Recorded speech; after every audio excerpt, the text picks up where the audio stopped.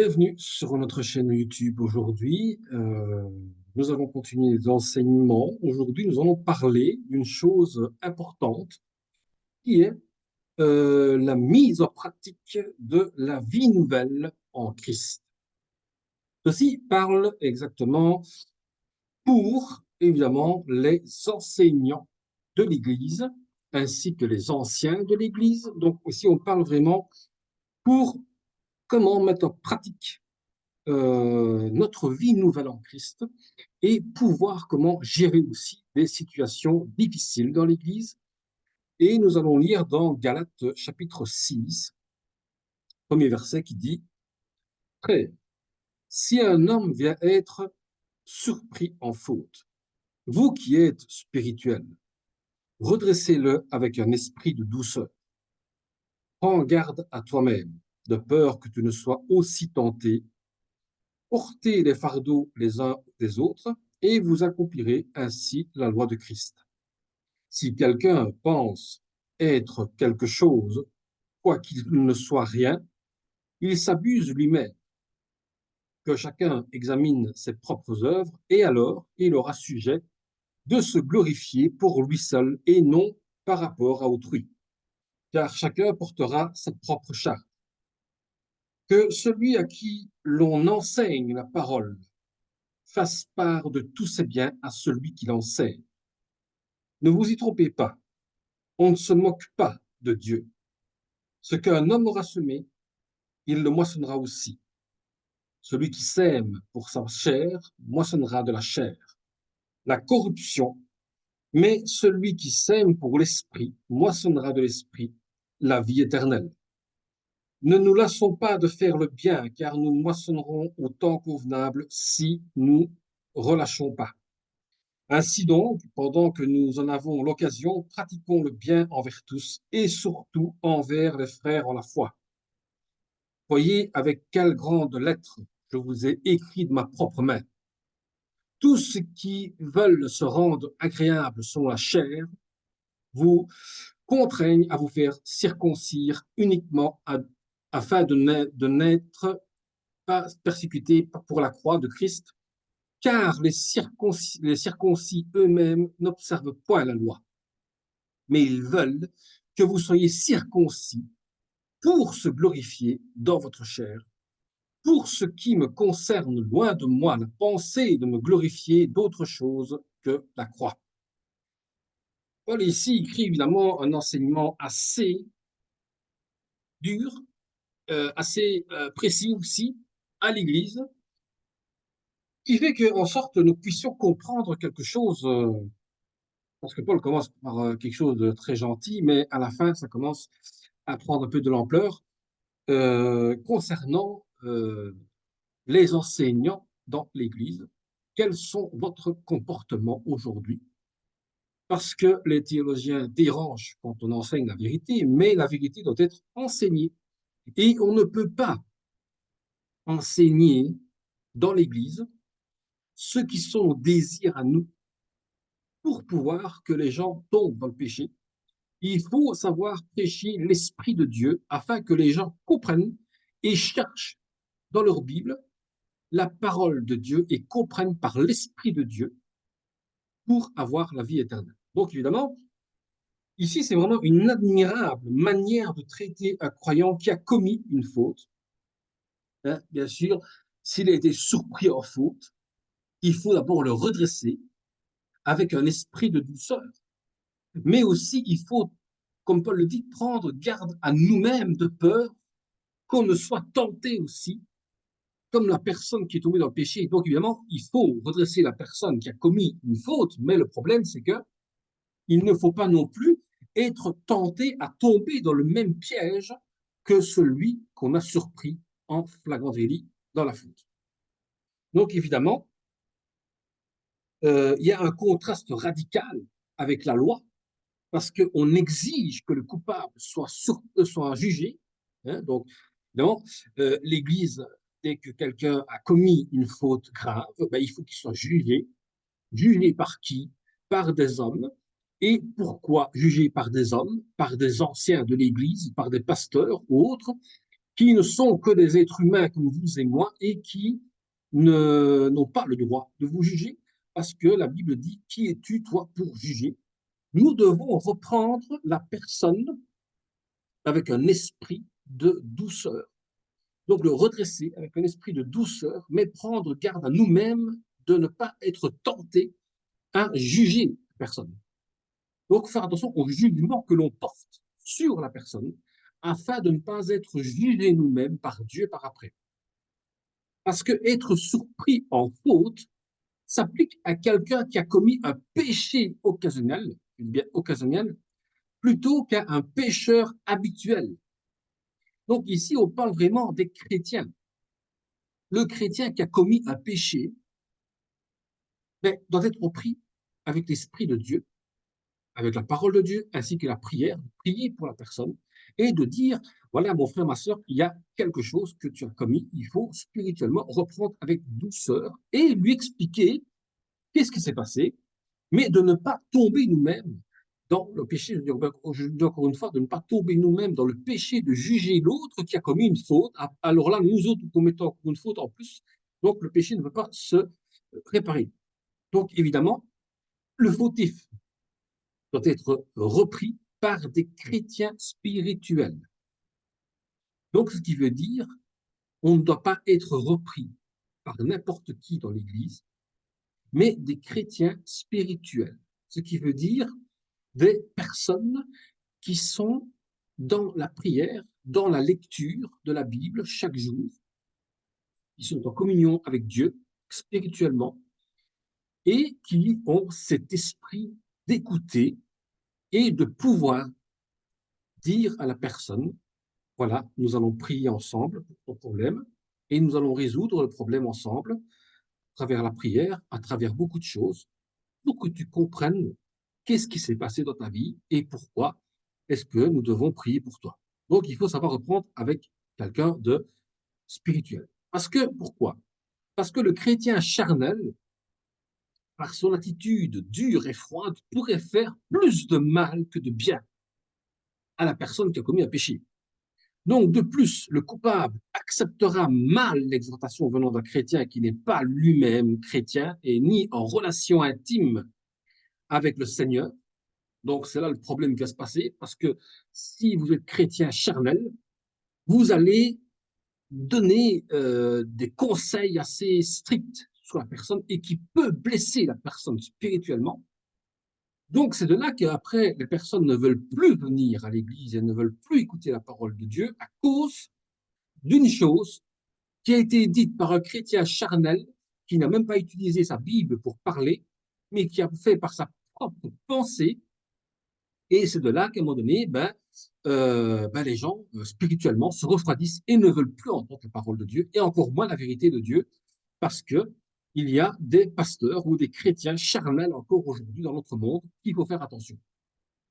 Ce verset pose un problème intéressant, parce que celui qui est réellement spirituel, va-t-il admettre qu'il a commis un péché? Donc, ceux qui sont spirituels ne sont-ils pas aussi ceux qui sont le plus conscients de leur imperfection? Parce que, bien sûr, nous sommes chrétiens spirituels. Acceptons-nous que nous avons commis des fois un péché? Est-ce qu'on va accepter que quelqu'un qui a l'Esprit de Dieu vienne nous écouter et nous donner conseil par la prière et par la lecture de la Bible pour nous exhorter à nous remettre en question avec Dieu et pour revenir à Dieu? Donc, évidemment, est-ce qu'il n'y aura pas aussi une trahison par manque de respect envers l'autre? Donc, voilà la réponse. Qu'un homme vraiment spirituel ne va pas se vanter d'avoir aidé quelqu'un parce qu'il avait commis un péché. Ceci doit rester dans le plus grand secret entre vous et Dieu. Et ensuite, quand vous avez fait votre travail avec cœur, compatissant, comme un berger, qui ramène le chrétien qui s'était égaré, mais qu'il n'y a pas d'orgueil et qu'il n'y a pas une attitude supérieure à l'autre, ceci s'appelle un esprit de douceur. Et alors, ensuite, vous ne serez pas tenté de commettre un péché. Pourquoi? Parce que quand vous allez écouter la personne qui a commis le péché et que vous l'avez remis sur le droit chemin pour revenir vers le Seigneur, ne soyez pas orgueilleux d'avoir remis quelqu'un sur le Seigneur, mais soyez vous-même humble et priez pour que ce que vous avez entendu soit effacé de votre tête et que vous ne recherchiez plus à savoir ce qui s'est passé, parce que c'est passé, c'est passé. Évidemment, quand on dit qu'il faut porter les fardeaux des autres, porter les fardeaux les uns des autres, et vous accomplirez ainsi la loi de Christ. Donc le fardeau se réfère aux manquements, les tentations, les épreuves, les afflictions que nous avons dans notre vie chaque jour. Au lieu de nous tenir à l'écart et de critiquer euh, frère ou sœur qui commet un péché, mais nous devrions plutôt nous empresser de ne pas aller dans le malheur ou dans la détresse, mais de pouvoir l'aider plus que possible. Maintenant, s'il y a des pasteurs ou des chrétiens qui ne veulent pas entendre la vérité pour les aider à se remettre sur le droit chemin parce qu'ils ne pensent qu'à l'argent ou ils ne pensent qu'à leur péché qu'ils ont commis, il est à un moment donné qu'il va falloir prendre une distance avec eux. Évidemment, Dieu s'en chargera plus tard. Mais nous, en tant que chrétiens qui ont été déçus par certains pasteurs, c'est vrai que beaucoup ont été déçus par certains pasteurs, ou par certaines églises, ou par certains comportements de chrétiens, mais nous devons nous dire que, voilà, euh, ben, Dieu va s'en occuper. Pourquoi? Parce qu'il y a la loi de Christ. Et la loi de Christ, évidemment, ça comprend tous les commandements du Seigneur Jésus-Christ lui-même dans le Nouveau Testament, qui contient évidemment l'intention de son peuple. Donc, ils ne peuvent se résumer par le commandement de vous aimer les uns les autres. Donc, vous aimer les uns les autres, c'est d'accomplir que nous allons porter les fardeaux les uns aux autres. Donc, c'est la différence qu'il y a de Moïse qui promettait la vie par obéissance, sans donner le pouvoir d'obéir, ne pouvant encourager l'obéissance que par la crainte de la punition.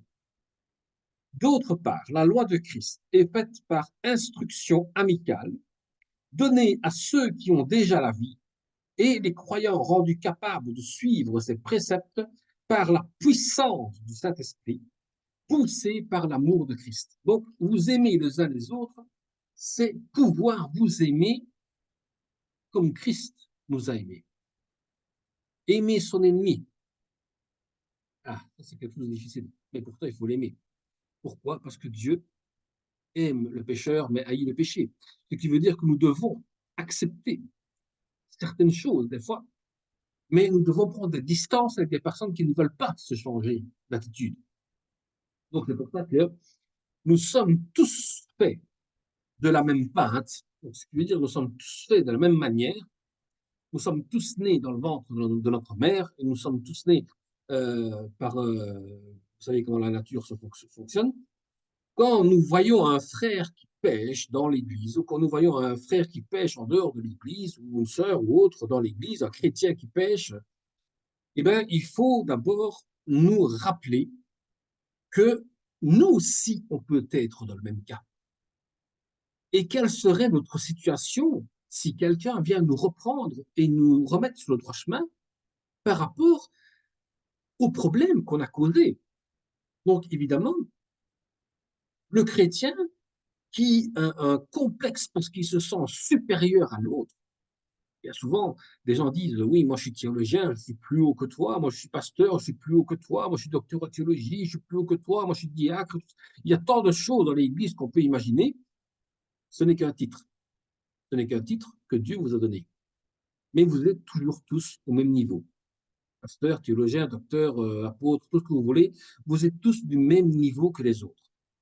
Parce que n'importe qui se croit supérieur aux autres peut tomber dans le péché et peut tomber très bas et aura dur à se relever, spirituellement et psychologiquement aussi. Donc, il faut faire attention à nous-mêmes, parce que l'idée de porter le fardeau des uns des autres, c'est notre dignité. Il faut être digne de porter notre propre fardeau à nous, ainsi que de porter le fardeau des autres. Quand on parle des uns des autres, premièrement, pour les couples, le mari et la femme doivent savoir supporter le fardeau de sa femme ainsi que le fardeau de son mari. Si le couple déjà arrive à porter leur fardeau tous les deux, l'un à l'autre, ils arrivent à porter leur fardeau des enfants et ensuite les autres aussi. Ils sont compréhensifs, ils savent donner une explication spirituelle.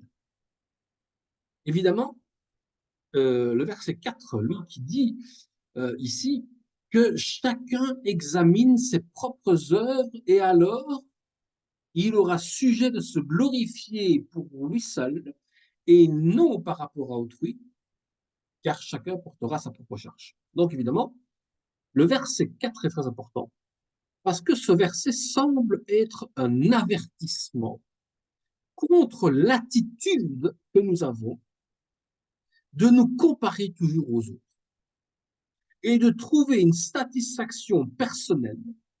Donc, ce qui veut dire qu'on se croit supérieur aux autres et que personnellement, nous sommes satisfaits. Mais pour être satisfait nous-mêmes, il faut d'abord se revérifier, il faut d'abord se recontrôler, il faut d'abord se revoir, il faut s'examiner. Et puis ensuite, on pourra dire que je me suis glorifié dans le Seigneur parce que ce que j'ai fait comme œuvre, elles ont été bonnes par rapport à la parole de Dieu. Donc, évidemment, Paul va faire remarquer qu'au tribunal de Christ, nous serons examinés individuellement et non en comparaison avec les autres. Nous ferons donc bien de nous occuper de nous-mêmes afin de pouvoir nous réjouir de nos propres œuvres et non pas celles des autres. Soyez contents de vos œuvres que vous faites, que vous aidez quelqu'un financièrement, que vous aidez quelqu'un à donner à manger, à boire. Soyez contents de ces œuvres-là que vous faites pour le Christ. Ce n'est pas pour vous que vous le faites, c'est pour le Christ. Et si vous le faites pour le Christ, quand vous passez au tribunal de Christ, le Christ vous examinera vous-même, tout seul, et vous dira, tu as vu tout ce que tu as fait de bien pour moi. Je te félicite, je te remercie. Parce que tout ce que tu as fait là, c'est pour moi que tu l'as fait. Tu as donné à moi. Et évidemment, euh, Paul aussi nous enseigne de partager nos peines, nos souffrances et nos problèmes. Il aimait l'idée que chacun porte sa propre charge de responsabilité au tribunal de Christ. Parce qu'un jour, nous allons passer devant le tribunal de Christ. Et Christ nous dira les œuvres que nous avons faites, les bonnes comme les mauvaises. Et nous serons jugés par rapport à nos œuvres. Donc, les croyants sont responsables de pouvoir de venir au pourvoir des besoins des autres, d'enseigner aussi la parole de Dieu. L'enseignement de la parole de Dieu est très important. La lecture de la parole de Dieu est très importante. Parce que s'il n'y a pas d'enseignement approfondi dans l'Église, le pasteur et l'enseignant qui passera devant le tribunal de Christ sera jugé doublement que nous, que chrétiens qui écoutent les enseignements et qui se disent, ben oui, il nous a enseigné comme ça, oui, mais celui qui vous a enseigné avec un mauvais enseignement sera jugé doublement parce que Christ lui dira, je t'ai demandé de faire revenir des brebis vers moi, tu me les as fait égarer. Donc, faites attention à ce que vous dites pour ne pas que les gens s'égarent. Évidemment, il faut savoir partager les choses avec les autres, partager notre vie aussi avec les autres, soutenir les autres en prière est un grand intérêt que nous avons en tant que chrétiens. Évidemment, même si les autres ignorent notre négligence envers les serviteurs de Dieu, lui, Dieu le voit. Mais la récolte, la moisson, que nous soyons théologiens, pasteurs ou membres de l'Église ou autres, nous devons moissonner la parole de Dieu. Ça veut dire que nous devons semer. Nous devons semer la parole de Dieu. Nous devons semer la vérité. Plus la vérité sera semée sur le terrain, plus nous allons porter des fruits de vérité. Et la vérité doit être entendue. Parce que si la vérité n'est pas entendue, les gens vont à l'église seulement charnellement, ils ne vont plus spirituellement. Nous devons semer du spirituel, nous devons semer de l'enseignement spirituel, de vrais enseignements, du vrai pain qui nourrit le corps, et non pas seulement que du lait. Il faut donner aussi du pain et de la viande pour que le corps soit bien nourri. Il faut nourrir par la vérité les personnes. On a besoin de vérité aujourd'hui. On a besoin de comprendre pourquoi il y a des tant de choses qui se passent sur Terre. Parce que Dieu nous a prévenus. Mais on n'écoute pas la parole de Dieu. On ne la lit pas. On ne prend pas du temps à la lire. On ne prend pas du temps à la méditer. On ne prend pas du temps à l'écouter. Et on ne prend pas du temps non plus à l'enseigner. Ça, c'est encore pire pour les pasteurs et les enseignants qui ne prennent pas du temps à lire et l'enseigner en profondeur pour que les croyants reviennent vers Christ et ne s'éloignent pas de Christ. Bien que dans un sens général, il est vrai que nous récoltons ce que nous semons, mais il ne faut pas oublier que ce rappel est une exhortation à la générosité chrétienne.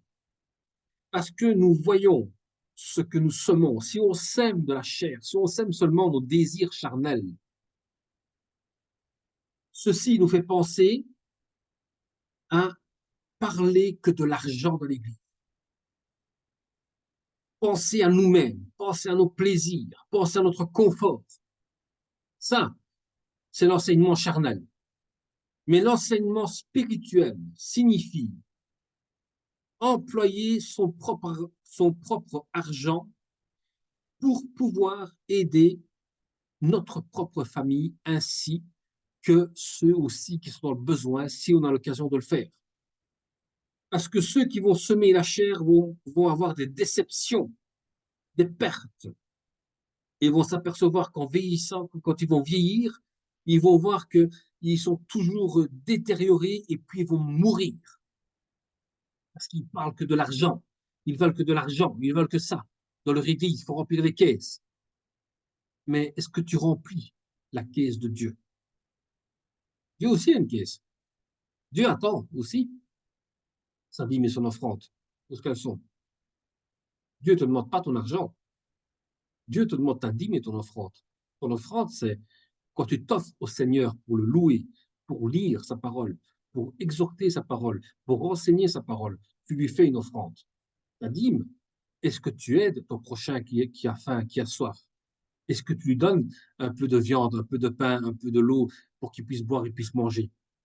Est-ce que tu donnes quelque chose à ton prochain qui manque de faim? Ça, c'est ta dîme.